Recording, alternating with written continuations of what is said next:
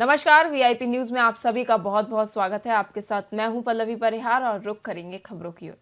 छत्तीसगढ़ कांग्रेस प्रभारी सचिन पायलट ने कांग्रेस भवन में प्रदेश कांग्रेस अध्यक्ष दीपक बैज, नेता प्रतिपक्ष डॉक्टर चरणदास महंत की उपस्थिति में पत्रकार वार्ता को संबोधित किया, जहां उन्होंने पत्रकारों से चर्चा करते हुए कहा कि पहले युवा कांग्रेस की ओर से महिलाओं की पंचायत चुनावों में सक्रिय भागीदारी के लिए चलाए जा रहे अभियान महिला स्वराज अभियान का भी शुभारंभ किया गया है। उन्होंने कहा, राहुल गांधी की सोच है कि महिलाओं को कैसे आगे बढ़ाना है। ग्राउंड लेवल से लेकर पार्लियामेंट तक जो महिलाएं चुनाव लड़ने की इच्छुक हैं, उनके लिए ये अभियान है। और पायलट ने आगे कहा कि भाजपा किस प्रकार का चुनाव प्रचार कर रही है, झारखंड में जिस प्रकार की बातें बोली गई उसे देखकर समझ आ चुका है।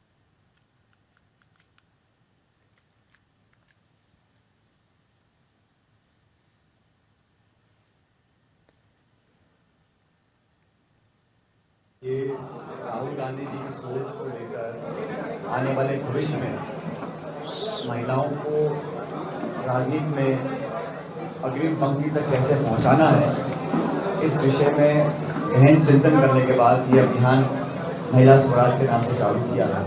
और हम सब जानते हैं, और मुझसे भी अक्सर लोग पूछते हैं कि नौजवान लोग राजनीति में कैसे आ सकते हैं।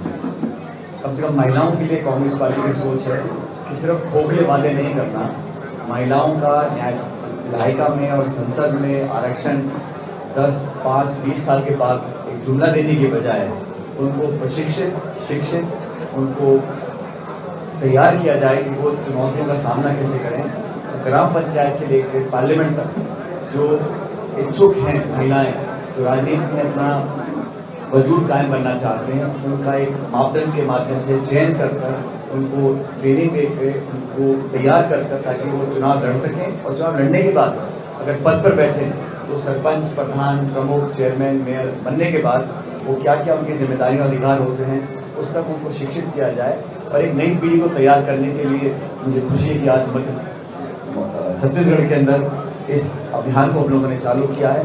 ये भाजपा प्रदेश महामंत्री संजय श्रीवास्तव ने कांग्रेस पर बड़ा हमला करते हुए कहा कि बागेश्वर धाम के धर्मांतरण के खिलाफ यात्रा से कांग्रेस घबराई हुई है।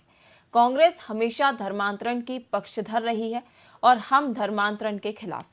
हम इस यात्रा का स्वागत करते हैं और कांग्रेस संतों को सलाह न दे।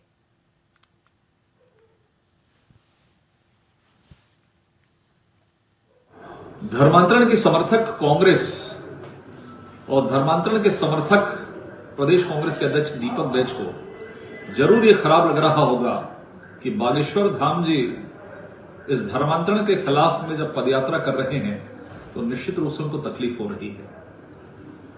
बागेश्वर धाम को यह सलाह देना कि यहां पदयात्रा की बजाय माननीय मोदी से मिलकर कानून बनाए। जिन कानूनों पर कांग्रेस को विश्वास नहीं, जिस कानून का उल्लंघन कांग्रेस के नेता करते हैं, प्रदेश कांग्रेस के नेता करते हैं, इसका ताजा उदाहरण बलरामपुर की घटना, सूरजपुर की घटना और बलौदा बाजार की घटना इस बात को इंगित करती है। अब इस देश के जो संत हैं उनको भी क्या कांग्रेस ही सलाह देंगे? मुझे लगता है कानून से ज्यादा मजबूत इस देश के नागरिक हैं, जो स्वयं इस बात को समझते हैं कि देश हित में धर्मांतरण ठीक नहीं है। छत्तीसगढ़ प्रदेश में हसदेव जंगल को लेकर पिछले 6 साल से लड़ाई लड़ी जा रही है। इसी कड़ी में अनुसूचित जनजाति आयोग की तरफ से रिपोर्ट सामने आई है, जिसमें साफ स्पष्ट है कि परसा कोल ब्लॉक की वन स्वीकृति ग्राम सभा की फर्जी दस्तावेज बनाकर हासिल की गई है। इसे लेकर छत्तीसगढ़ बचाओ आंदोलन संगठन की ओर से प्रेस कॉन्फ्रेंस की गई, जिसमें उन्होंने साफ साफ कहा है कि छत्तीसगढ़ के हसदेव की कटाई को रोक देना चाहिए। जितने भी खनन की प्रक्रिया है उन्हें बंद कर देना चाहिए। इससे पर्यावरण को नुकसान पहुंच रहा है। साथ ही रिपोर्ट में स्पष्ट हो गया है कि ग्राम सभा की फर्जी रिपोर्ट पेश की गई है और फर्जी तरीके से वन स्वीकृति हासिल की गई है। हरिहरपुर, फतेहपुर, घाटबर्रा पिछले 6 सालों से ये कह रहे हैं कि खनन परियोजना के लिए हमने कभी भी ग्राम सभा में कोई सहमति नहीं दी है। जो ग्राम सभा का सहमति का प्रस्ताव बताया जा रहा है वो फर्जी कूटरचित तरीके से बनाया गया था और इसी मांग को लेकर 300 किलोमीटर लोग पैदल चलकर रायपुर आए थे और राज्यपाल मुख्यमंत्री से मिले थे। इस फर्जी ग्राम सभाओं की जांच की शिकायत छत्तीसगढ़ राज्य अनुसूचित जनजाति आयोग में की गई थी।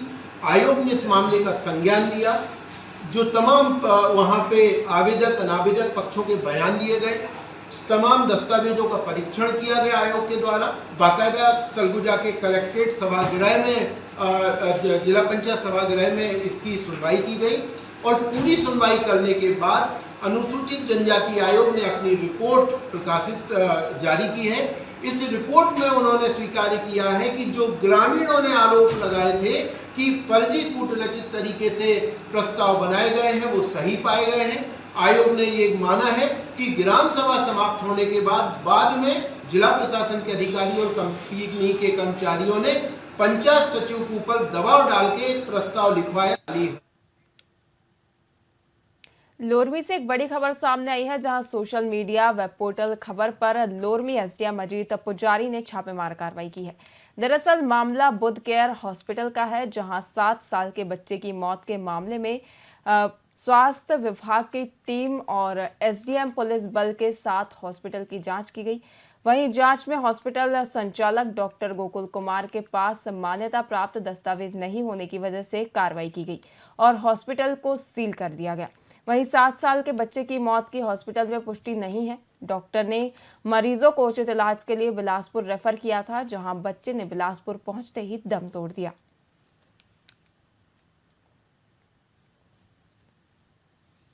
मेरे द्वारा बुध केयर अस्पताल का औचक निरीक्षण किया गया और क्योंकि इस अस्पताल के संचालन के संबंध में मुझे कतिपय शिकायतें मिली थी, कुछ अव्यवस्थाएं थी, तो मैंने इसका औचक निरीक्षण किया और जैसे मैंने देखा और डॉक्टर जो यहाँ पे इसके संचालक हैं डॉक्टर गोकुल कुमार बंजारे, मैंने उनसे पूछा कि संचालन संबंधी आपके दस्तावेज का पुख्ता है, क्या सही हैं?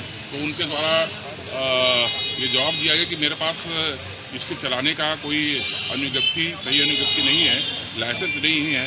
मैंने अप्लाई जरूर किया है लेकिन मुझे लाइसेंस नहीं मिला है। तो मैंने कहा ये बहुत आपत्तिजनक है कि आप इस तरीके का जो है, आपको जब लाइसेंस नहीं मिला है, आपने इतना बड़ा अस्पताल आप चला रहे हैं, मरीजों का उपचार कर रहे हैं, तो उनके द्वारा कुछ गलत टिप्पणी की गई।